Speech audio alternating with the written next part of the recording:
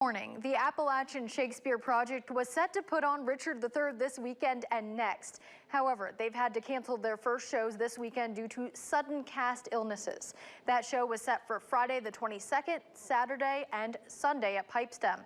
However, the group is hopeful that next weekend's performances will go on as scheduled from July 29th through the 31st at Concord's campus in Athens. And this weekend we are featuring the play on In Focus. However, it was pre-recorded before we heard about the cancellations. WVVA will update you again next week if the final performances are canceled.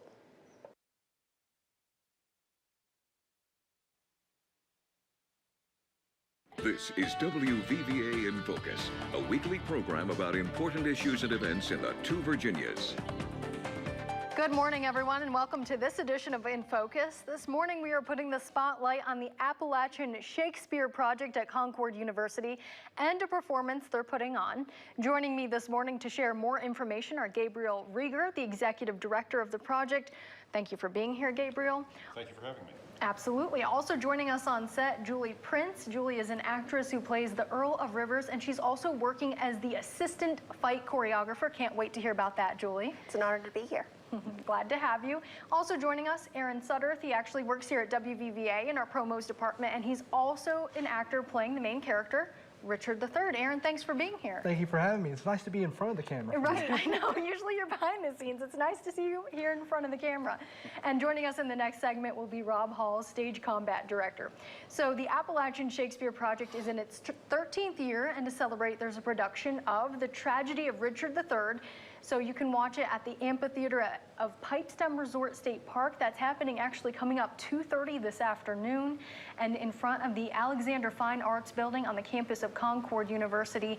That will be happening on July 29th and the 30th at 6 o'clock in the evenings, and also 2:30 in the afternoon on July 31st. So Gabriel, I'll start with you. Why is it important to have the Shakespeare play for people in our community to watch and enjoy? Well, I believe strongly that William Shakespeare is the legacy of every English speaker. Whether or not people enjoyed Shakespeare when they read it in high school, for example, whether or not people feel like Shakespeare's intended for them, Shakespeare all but invented the language that we are collectively speaking today, and all of us have a right to Shakespeare. Shakespeare is our inheritance, and it's not just for people in the Ivy Leagues, for example, or people who have some kind of elite cultural background. I think Shakespeare can be entertainment for everybody, and certainly that's the philosophy we have here at the Appalachian Shakespeare Project. That's certainly what we attempt to provide here. And Gabriel, what exactly is the Appalachian Shakespeare Project? The Appalachian Shakespeare Project is a kind of community theater organization, but it's a kind of hybrid as well, because we are based at Concord University, and we work in connection with Concord University, so we draw upon members of the local community, members of the Concord University community, sometimes faculty and students from surrounding institutions as well. We've had faculty and students from BLUEFIELD University and BLUEFIELD State University work with us in the past, but collectively we all come together to just make the plays of Shakespeare available to this region of Southern West Virginia. I started the Appalachian Shakespeare Project when I first took the job at Concord University. I'm actually a professor of medieval and Renaissance literature at Concord University. Cool. And when I was applying for this job, one of the questions I was asked was basically what I could provide for Concord University, why I would be a good fit for the job, and in keeping with Concord University's mission statement to serve the economic and cultural needs of Southern West Virginia and the West Virginia region, I thought that this is something that I could provide, a Shakespeare Festival. Yeah, so neat too. And Aaron, what's it been like preparing for your role as Richard III? How does one go about preparing for that role? Daunting, really, because not only is it a meaty role, I'm following up greats like Benedict Cumberbatch, Sir Ian McKellen, Sir Laurence Olivier, Yeah. all did Richard before me. Yeah. And that's like an Everest in front of you. Yeah. And Shakespeare's no light writer either, so Right. there's loads of things to remember. It was daunting to say the least. Yeah, I can imagine. Well, I mean, that's a good question. How do you even go about memorizing your lines in any play, let alone for something of this caliber? Lots of long nights, no sleep. Just poring over a script every day. What I like to do is I like to record myself or listen to recordings of it, force myself to listen to it, and that helps a lot in memorization, like memorizing a song. Just repetition again and again, and listening to yourself back. Absolutely. So Julie, tell us more about your role and how you've gone about preparing for it. It's been crazy. This is my second year being in the Shakespeare project. I wouldn't have it any other way. And I plays actually many different people in this play. I am a priest. I'm also the Earl of Rivers. I'm a messenger and a servant. I'm all over the place. Different actors and actresses memorize their lines differently. Like Aaron had said, he does it by recording. I kind of do it as reading off of paper, and I go back and see how much I have memorized and just go over and over and over. So it can go from being weeks on memorizing, or it can go months. And what about your other role? Aren't you like the assistant combat director or something? Yes, I am. I've actually, first I wasn't, and then he needed some help, and me and another colleague, Matthew Williams actually, is the other assistant director. When he can't show up, then we try to step up and do what we need to do, or if he lets us know, like, hey, this person needs help, because when it comes to the combat, safety is a big thing, because you're doing swords, you're doing flips, you're doing all this type of stuff. We have one that you're literally rolling on the floor with the sword, so safety is a really big thing when it comes to it. So yeah, and I'm sure Rob will go much more in depth with that in our next segment. But Gabriel, when did everyone go about preparing for this production in particular? How many weeks or months did it take? We start our rehearsals in mid-May, and that's fairly typical for us, and then we continue our rehearsal straight through to the end of July. So we've got a little over 2 months from just concept and casting straight through to our performances. And how many days a week do you all meet now? 4 days a week now. Okay, how many hours? Usually it's 2 hours a day. Okay. So we've experimented in the past with different rehearsal schedules, but this summer we're doing 4 days a week in the evenings. We were rehearsing from 6 to 8 in the evenings. And it has worked out pretty well for us. Everybody gets a day off, at least 1 day off a week to sort of recover themselves and get some rest and recharge. But so far I think it's worked out well. And are the performances both going to be outdoors, the one at Pipestem, and then also is it in front of the Alexander Fine Arts Building? Yes, ma'am. And certainly that's our intention. The whole philosophy of the Appalachian Shakespeare project is to provide outdoor summer Shakespeare. In the event of inclement weather, we'll be moving inside.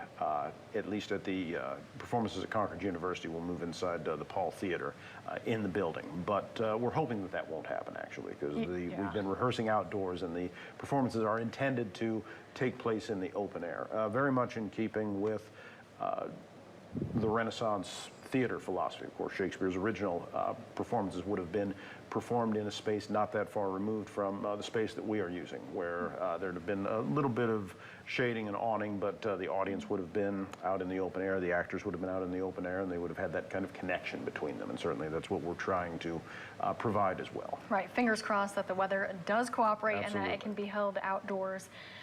Well, I'd say we take a quick break now. We have much more to talk about. We'll be right back right after this.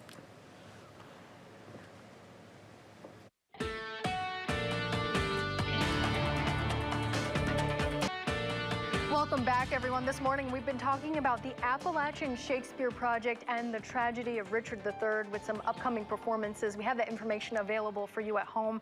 I'd like to share that full screen with our viewers. So if you're interested in attending any of these, there's the information. I'd like to also welcome in Rob Hall, the stage combat director. And Rob, Julie said some interesting things about safety. Let's touch more on that and how you're keeping everyone safe, you and Julie. Certainly, and thank you for having me. I appreciate it a great deal. Stage combat is sometimes referred to as the dance of violence, and it's called that because everything is choreographed. There is no improvisation, there is no sudden movements, there's no... You know exactly what you are going to do and what your partner is going to do and when they're going to do it, and that's part of the reason why rehearsal is so important, because each actor has got to develop the timing with their partner, because their safety is absolutely dependent upon their partner. And what kind of props do you all have on set that you need to be aware of that the actors are using? Well, they have things they can run into or fall off of. You know, we've got heights and we've got walls. Primarily, though, it's the weaponry itself. We've got a wide variety of weaponry. Richard and Richmond are fighting with rapiers. We have folks that are fighting with broadswords. We have folks, peasants primarily, that are fighting with short swords. We have what I call the four Amazons, who are women who are fighting with quarterstaffs. And then we've got some hand-to-hand mixed in there, a few head smashes, some flips, some rolls. It's pretty involved. Yeah, it sounds like it. Now, when you're talking about the swords and the rapiers and all that, are they actual swords or like recreations of swords? Or? They are, well, they wouldn't be the originals because those would be way too expensive. But these are manufactured specifically for use in stage combat. They're not decorative items. They are firm, they are sturdy, Okay. And because you don't want something that will break in your hand in the middle of a fight. No, you don't want that. That would not be good. Julie, share more about your role assisting Rob as well with the safety aspect and how you help him out to make sure everything goes as planned. Well, we have a couple of fights. We have about 4 or 5 fights that's going to be on stage. So when he has to watch 2 fights, there's not another person that can help. So I watch the safety reason, make sure that they're not swinging their sword way too high, because if they miss, it can hurt somebody pretty hard. And just teaching them more about their footing, making sure that their swords are up to date, and so it doesn't get all bunched up and cracked. So if something does end up happening, they will only have a bruise and not a cut, because it can be very dangerous. And with it being metal, we have to make sure it's wiped down properly. Yeah, and back to what you were saying, I said it might be a recreation. Like, you're absolutely right. Like, like an original would be so expensive. I cannot even imagine the funding to have like an original, like 1600 sword on set. No way. That would cost so much money. And then, Aaron, back to your role as Richard III. So not only have you been working hours and hours and hours to memorize your scripts, you're also working with the props and with Rob and Julie. Like, how does that all play into it? That's just another another layer on top of the cake. That is Richard III. It's a 3-layer cake. That's why it's called Richard III. Right. That's smooth. I like that. 3, Richard III, 3 layers. Good. But what makes sword fighting with Richard difficult is he's got some physical issues. He's bunchbacked. He's got a hump on him. His feet aren't the same length. One of his hands don't work. So I have another task of not only fighting properly, but fighting properly with all these physical elements. Oh, wow. So it adds another layer of, I need to do this right or I'm going to hurt myself or someone else. It sounds like it should be 7 or 10 layers, not 3. For real. A couple of things with Richard III. Richard III was actually a quite skilled fighter, despite his physical challenges. And one of the things about stage combat is each combatant has their own personality, their character personality. Richard has a certain way of fighting, a certain way of carrying himself. His opponent, Richmond, who is a much less skilled swordsman, has to do the same fighting, the same techniques, but he has to do it with the characterization of, yeah, he's not really trained for this, whereas he is the best fighter on the battlefield. So we work all of this in. But as Julie had indicated, we start with the foundations, which is safety, technique, get the basic technique, then we add all this other stuff. Right, and for someone who's never handled a prop, like, you know, a rapier, a sword, you name it, like, where do you start with those actors who've never had any experience at all handling these until May of this year? Well, the majority of our actors have not. Or if they have, it's been very, very limited. I have the fortunate background of having had a professional theater background and experience and training in stage combat, so I'm able to, I mean, we start with footwork. How do you stand? How do you move? How do you advance? How do you retreat? Then we move to different positions with the swords. What constitutes a parry? What constitutes a strike? What is your target? Where do you shoot for? Where do you not shoot for? So you simply start with the fundamentals and you simply take it step by step by step as people develop the skills necessary. And Julie, have you done a Shakespearean play before, or is this your first? Last year we did Twelfth Night, and I played as Viola. So, which was very interesting because we didn't have combat, which I find really funny is because my character played as a female and then she dressed up as a male. Now all my characters is all males this year. Interesting. So I carried it on, so that was quite funny. But yeah, I absolutely love it. And at first I wasn't for sure if I was gonna do it this year because I do have a trip. But then, you know, Dr. Rieger helped out. He was like, that's fine, we'll work on it, we'll work together. He's very understanding. Every single person there is very understanding. They know that health and enjoyment is first. And since I've worked with them before, they're like, it's okay, you know, it's fine, we'll work together and it's good. And how has acting now for you in 2 Shakespeare plays, how has this helped you grow as an actress? It's because it's a lot different than like Play On at Concord when I performed with Aaron. It's a lot different because you have wording that's just what you would say now. But with Shakespeare, it's a whole different ballgame. There are so many different words that you're like, I don't even know what this says. I don't know how to pronounce it. But Dr. Rieger, again, helps you with that too. Yeah. He lets you know that, hey, this is how you spell it. This is how you say it. Google has been my best friend with pronunciation because it's hard. It really is. Right. But I love it because it makes me grow. It makes me wonder how to actually make sure that I'm wording things correctly. Because when you first start out, you talk really fast, you're not slowing down. But when it comes to Shakespeare, you have to slow down your words so you can say it correctly. Okay, that makes sense, to take a step back and slow down. Yes. And Aaron, what about you? Is this your first Shakespeare play? This is my 6th. Your 6th? Yeah. Okay, so how have you grown over time with each play? Well, typically I played the second-hand man, the guy who would help the main character be kind of conniving in a sense. And I played a couple villains. And now, you know, a lot of them were second fiddle, and they're okay with it. But Richard is second fiddle at the start. He doesn't want to be second fiddle. So he gets this villain in him, and he makes himself the star. Because Richard III is the sequel of Henry VI or Henry V. I'm not One of those. Okay, one of those, I'm sorry. There are several. Yeah. There We'll is. confirm that with Dr. Rieger in the next segment. Yeah. He'll scold me afterwards. But in that one, Richard plays a backseat more so working in the field. Now he's like, I'm done working the field. Time for me to get my crown. And that's exactly what he does. And I mean, how do you all prepare to enter your roles anyway? Like, do you watch like the Shakespeare plays on YouTube, watch previous Shakespeare movies? Like, what do you do also outside of rehearsals to get ready to play the mindset of this person?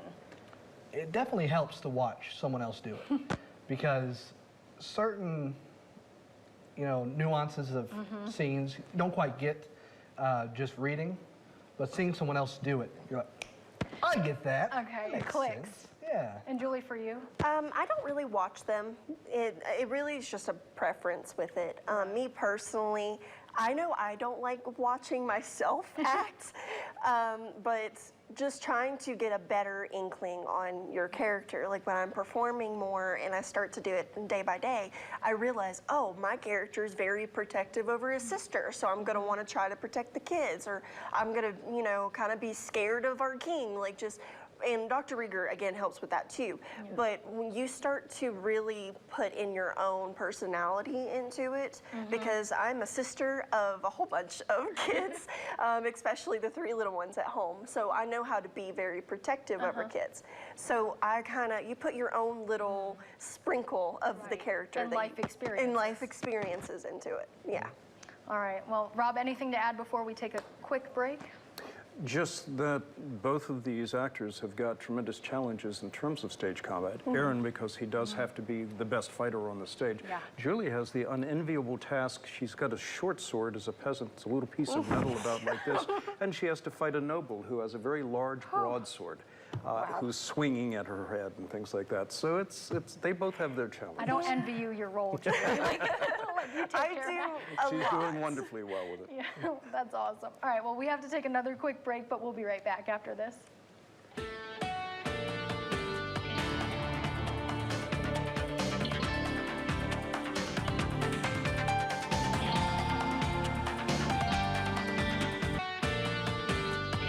Welcome back, everyone. This morning we've been talking about the tragedy of Richard III, but we've been having quite the comedic reaction to it, I think. Aaron, I'm going to let you ask Dr. Rieger the question.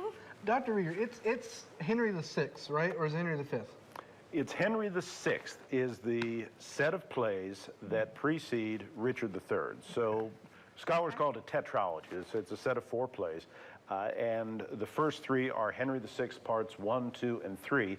And then the final play in that tetralogy, in that set of 4, is Richard III. As near as scholars can determine, in the 1590s, the first 3 plays were very popular. They went a long way toward making Shakespeare's reputation for him, but Richard III was the smash and the one that's really been immortalized. It's regarded now as probably the first of Shakespeare's great tragedies, important tragedies, and certainly the most memorable of that set of 4. You know what's great is you would have to pay Concord $10,000 to hear that, but you got it for free. Yeah, you guys got it for free, and you Never let it be said, I am good for nothing, Chris. right. And that if you're ever on Jeopardy, maybe these questions will pop up. You never know. I hope you guys remember this at home. There'll be a test afterward. No, I'm kidding. Just kidding. Everyone gets an A+ at home. It's too early on a Sunday morning, right, for tests. But actually, you know what? That leads me to my next question, like the history of some of Shakespeare's greatest works. Dr. Rieger, in your opinion, what do you think is Shakespeare's greatest work he ever put together? That's a tough call. Most scholars sort of vacillate between either Hamlet or King Lear, which are 2 of his mature tragedies. There's one fairly prominent scholar, a fellow named Stephen Booth, who thinks it's the comedy that we did last summer. He thinks it's Twelfth Night. Really, I think it just depends on the individual, though. Any one of Shakespeare's plays have things in them that tend to speak to us.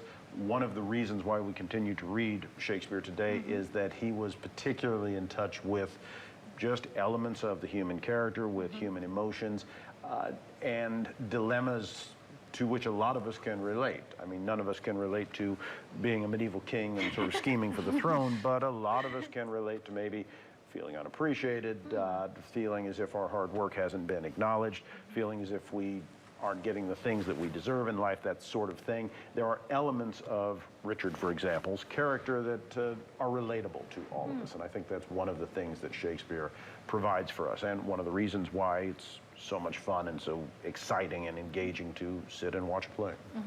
And Aaron, what parts of Shakespeare's play, in this case the tragedy of Richard III, or maybe any of the other ones you've acted in, do you think that Shakespeare did a great job touching on, like Dr. Rieger said, the human element?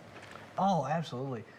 Richard, in his opening monologue, talks about how he feels just cheated in life. Like he's so smart. And he's, I can have so many other things. Why am I cheated to look like this? This sucks. I bet a lot of people feel that way in their lives too.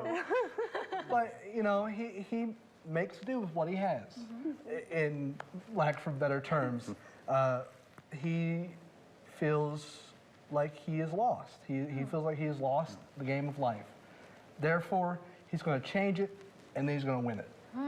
And all these centuries later, I'm sure there's people out there that are thinking the same thing. They're like, I'm going to change my destiny, I'm going to beat it somehow. And Julie, what parts of, in the 2 Shakespeare plays you worked on, what parts have you been able to really relate to when it comes to human character and human nature? Well, it would be jealousy, because when I played Viola, she was very confused because she had a twin brother who was actually played by Matthew as well. And she thought that he died, in sea. And so she went and was like, I don't know what to do, so I'm gonna go work for somebody underneath. And then it just came into a love interest where another female was just like, oh, didn't realize that I was also female, so that hit conflict. It was very comedic, and it was funny. And then this show, it really shows too on how family is a really big thing, and how feeling guilty and the war and all that stuff with the 2 families going against one another. It really showed the guilt and how family is just a really big part in the role, because with the kings, and even though they have separate part of the family, it's still all together. In the end, we're still together. And Dr. Rieger, what age group or demographic would you say that this play in particular is geared toward? Actually, I think that this play has things to appeal to people of all ages, and you might be thinking to yourself, well, of course I would say that, but I legitimately believe that. My son is 9 years old. He's going to be playing the child Duke of York. My daughter is 13. Cool. Yes, ma'am. She's going to be playing the young prince, Prince Edward, the two princes in the tower who, well, we don't want to spoil anything, Right, we I won't suppose, give and too much give too away. much away. That 400-year-old play, don't want to. Well, spoiler alert, yes. Spoiler alert. It's been out there for 400 years. But no, I think audiences at all level will find things to enjoy in this. I think even young children, there's nothing in the show that I think would be objectionable to them, and even if they don't follow every point of the plot or understand every bit of the language, we do what we can to tell a story visually and make it accessible to them. So there's a lot of action, a lot of excitement for the entire family. How long is the play about? It should run between 2 and 2.5 hours, depending on our performance. So we will be starting at 6 o'clock in our evening shows, 2:30 on our afternoon matinees, and running through for right about 2 to 2.5 hours, depending on the evening. All right, well, we have just a little bit of time, so quickly, 10 seconds from each of you, concluding thoughts for our viewers. Aaron. Richard III, best Shakespeare play. All right, I'm sold on that. Julie? Definitely come and see it and witness all of the chaos that we have in store for you. Sounds good. And Dr. Rieger, concluding thoughts. Please, folks, come out and join us. We're doing all of this because of you, because of the local community. We love having the support of the local community. We love engaging with the community, and hopefully we'll provide you with a pleasant experience to enjoy with your family. Okay, that sounds great. And that does it for this edition of In Focus. We hope you all have a great day. We'll see you again next Sunday.